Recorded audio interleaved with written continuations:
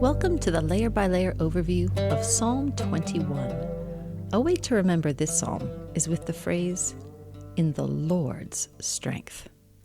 In this psalm, the king starts with rejoicing in the Lord's strength and ends with defeating his enemies in the Lord's strength. The Lord's strength is, in this video, symbolized with a scepter, or a staff held by a king. This was a common piece of imagery in Hebrew poetry that represented strength and dominion. The structure of the psalm includes two large sections and one short concluding section. In the first section, the king rejoices in the Lord's strength. This includes both his own kingship as a reason for rejoicing, represented by the crown on his head, and blessings that last forever, indicating the descendants who will rule after him. In the second section, the king defeats his enemies in the Lord's strength. He trusts in the Lord, and this leads to defeating his enemies. In the next subsection, he also defeats his enemies' descendants. In the final section, the Lord's strength, the congregation actively rejoices in all that the Lord's strength and might have done. The Lord's name appears 4 times in this psalm, with 3 occurrences at important structural places. These 3 are shown in bold in purple. The descendants, in bold, show the parallel between David's descendants and the enemy's descendants. The Lord's strength is shown in bold in pink, both opening and closing the psalm. The emotional tone of the psalm is important for understanding it correctly. In the first section, the king rejoices with delight and awe because of all of the Lord's blessings. In the second section, confidence and triumph are on display, especially in relation to defeating enemies. The final section combines the emotions from the 2 previous sections with delight in the Lord and confidence in his strength and might. We'll now walk through the poem, explaining it verse by verse. Superscription. For the director, a psalm by David. We interpret the psalms with the superscription, for the director, as musical compositions intended for temple musicians to perform in public settings. This was a planned song written by David intended for public performance. The king was intended to be the model Israelite. In this psalm, David presents the king rejoicing in the Lord's strength as a good example for all of Israel.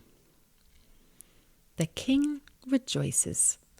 The psalm begins with the context of rejoicing. It starts with explaining why the king is rejoicing. The Lord made David king. This rejoicing has 2 subsections. First, David's own kingdom.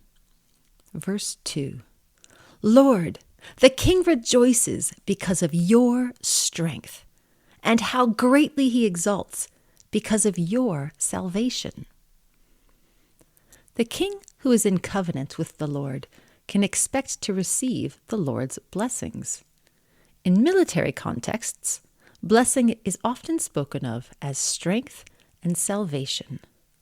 The covenant means divine support and protection, which provides security and confidence that bring great joy for a king. Instead of rejoicing in his own strength or in his people's strength, the king is rejoicing in the Lord's strength. Throughout the history of Israel, this was often not the case. In writing this psalm, David knew the people and their king would need reminders about where their joy should be found. Verse 3. You have granted him his heart's desire, and not withheld his lips' request. Selah. The king's heart's desire refers to David's desire that the Lord would fulfill the promise to give him an eternal dynasty and universal dominion according to the Lord's word. This included a long life and a prosperous reign for David. David's desire aligns with the Lord's promise, and the appropriate response from David is to ask according to the Lord's promise. The Lord answers according to the covenant, granting David what he asked. This briefly outlines the relationship between the king and the Lord. The Lord promises to bless the king with strength and salvation. The king then regularly asks the Lord for that strength and salvation. The Lord provides them, resulting in the king rejoicing greatly. That is how the relationship between king and the Lord was intended to work. The Selah, after verses 2 and 3, does not mark a section break, but may indicate that these two verses introduce the themes that are developed in the rest of the poem. Verse 4, "For you meet him with good blessings. You place a golden crown upon his head." Verse 4 is the first of several more detailed reasons for the king's rejoicing. For, or because, God continually meets him with blessings. The most prominent is the golden crown, the blessing of kingship. The verb indicates that this is not referring to the moment of coronation, when David became king, but rather an ongoing confirmation that David is still the king the Lord has chosen and desires. It is as if every day the Lord continually places the crown back on David's head, confirming his legitimate position as king. David's dynasty.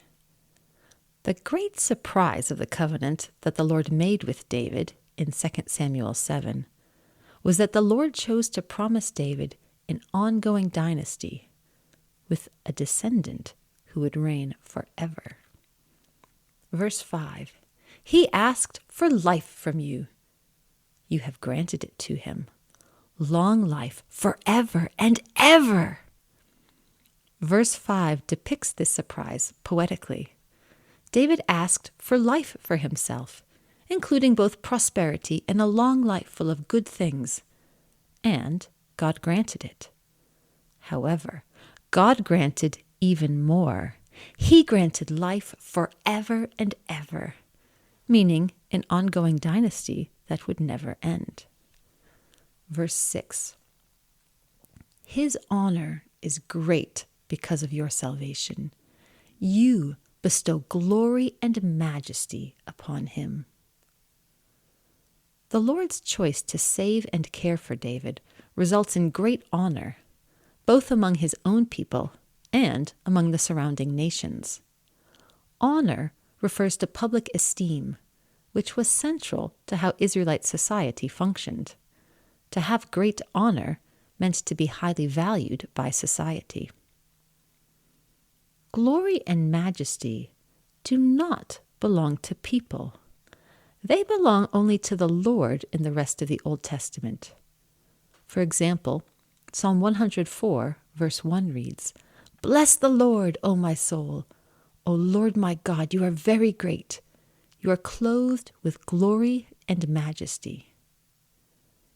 To say that the Lord bestows glory and majesty on the king is to blur the distinction between a human king and the divine king, attributing to the human king what normally belongs only to the Lord himself.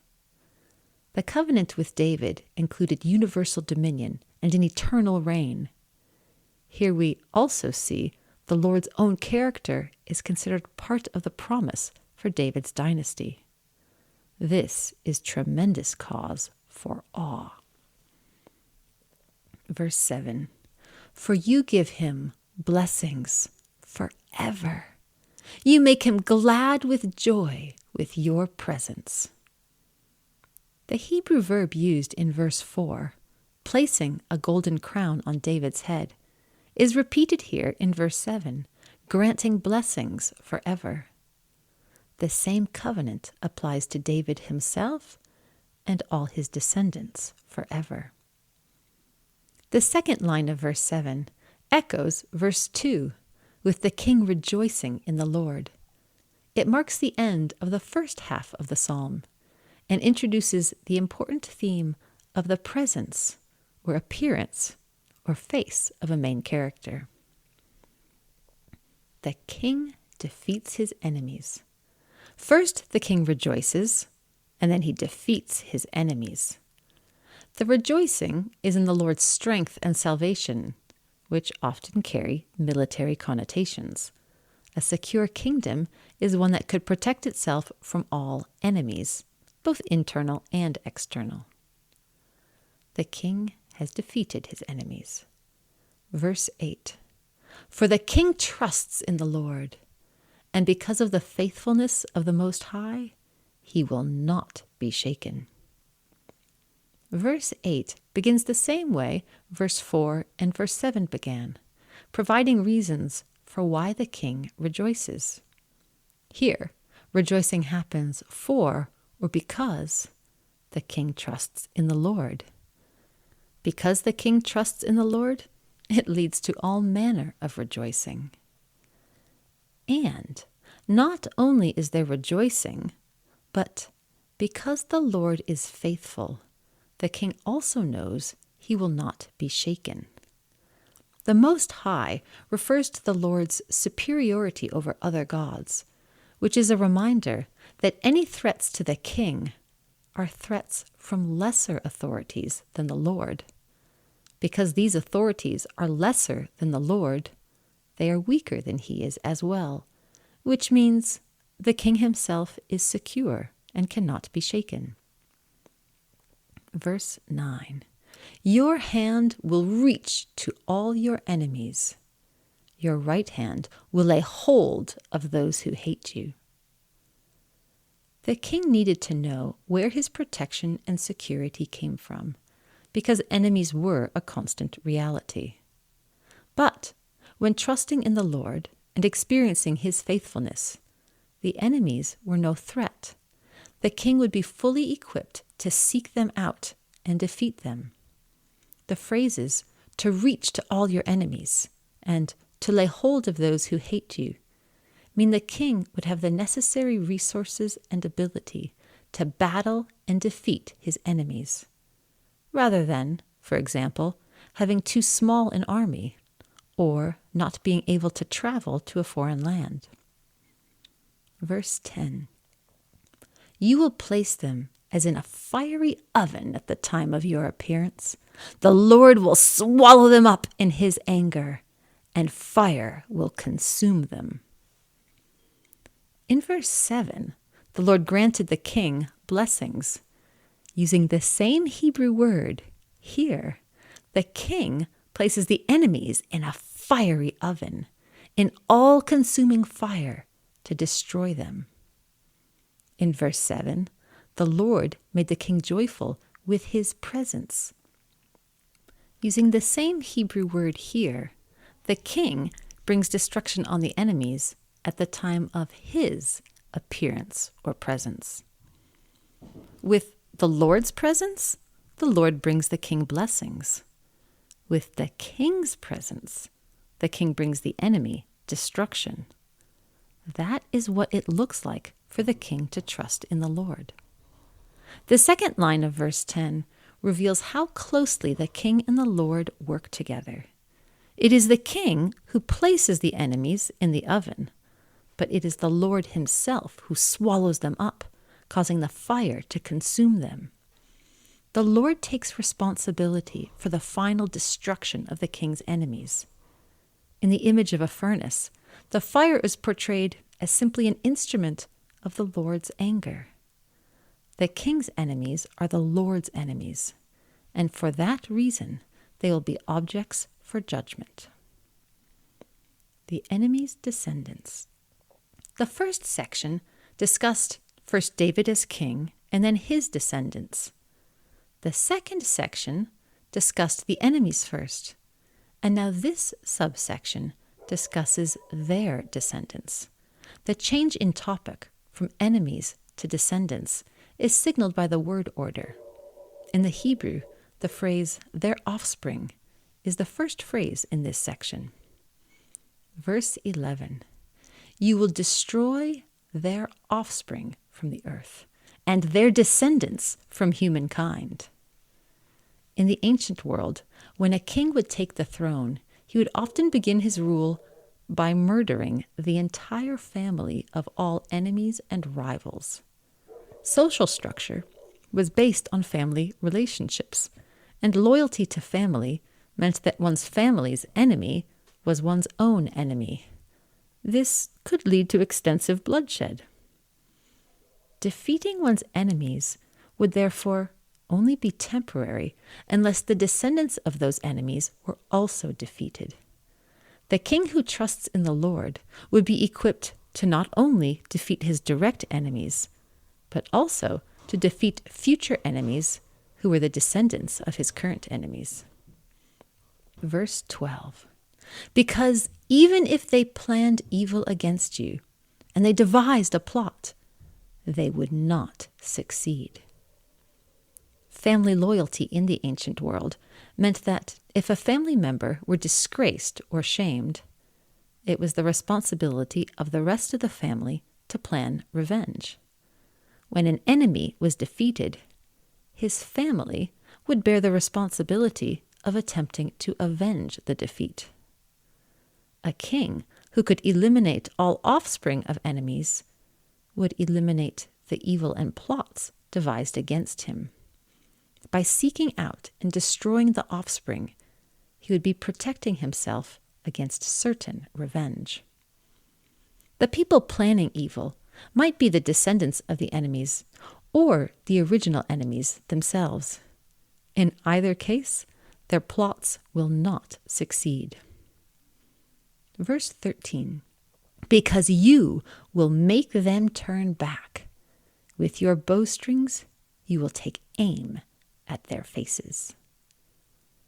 The plots devised by the enemies' families will not succeed because the king will be ready with his archers to turn them back.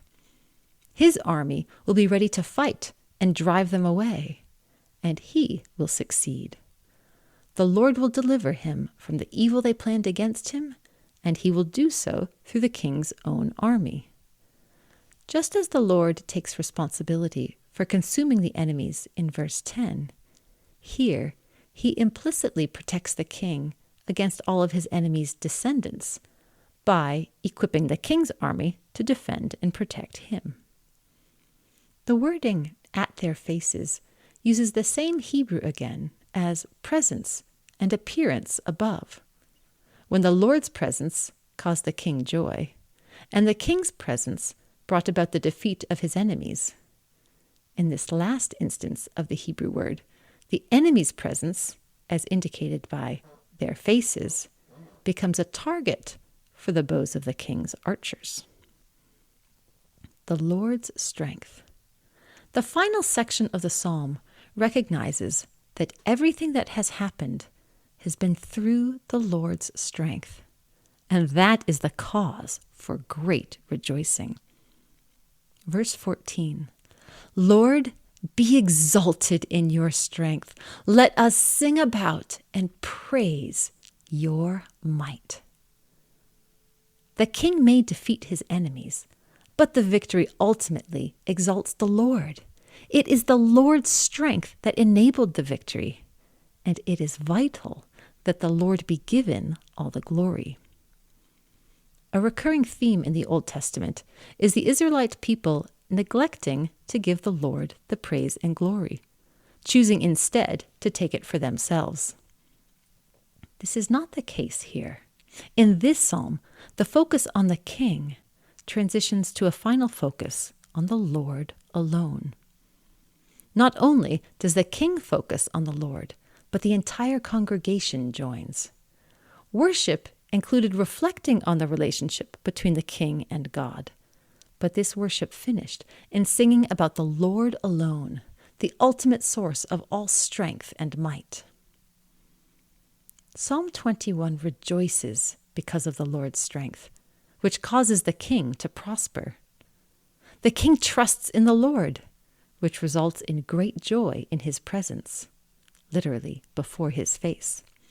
The king's presence or face also has a result, but it affects his enemies. When the king shows his face, the enemies are defeated.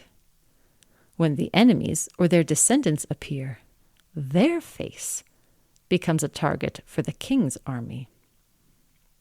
Several contrasts are presented between the king and his enemies. In the first section, the Lord both confirms David as king and promises him an eternal dynasty, long life, forever. Even the divine characteristics of glory and majesty are granted to him. In the second section, the psalm expresses confidence that the enemies are within the king's reach to defeat and destroy.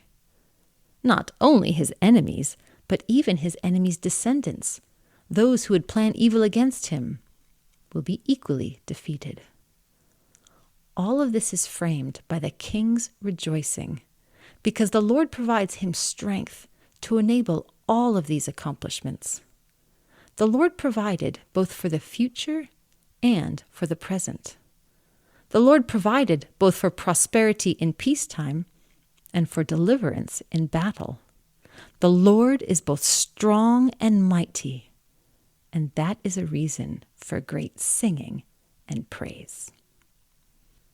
We will now read the psalm in its entirety. For the director, a psalm by David.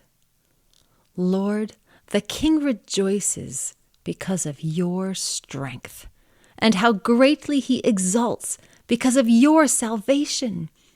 You have granted him his heart's desire, and not withheld his lips' request. Selah. For you meet him with good blessings. You place a golden crown upon his head. He asked for life from you. You have granted it to him. Long life, forever and ever. His honor is great because of your salvation. You bestow glory and majesty upon him. For you give him blessings forever. You make him glad with joy with your presence. For the king trusts in the Lord. And because of the faithfulness of the Most High, he will not be shaken. Your hand will reach to all your enemies. Your right hand will lay hold of those who hate you. You will place them as in a fiery oven at the time of your appearance. The Lord will swallow them up in his anger, and fire will consume them. You will destroy their offspring from the earth, and their descendants from humankind. Because even if they planned evil against you and they devised a plot, they would not succeed, because you will make them turn back. With your bowstrings, you will take aim at their faces. Lord, be exalted in your strength. Let us sing about and praise your might. This has been the overview video for Psalm 21. Our goal in this video is to present a single, coherent interpretation of the psalm. Our exegetical issues video discusses other scholarly views, and our poetic features video explores the distinctively poetic nature of the psalm as Hebrew poetry. Please visit us at scriptura.world to learn more about our project, including more details about the interpretation of this psalm. Thank you.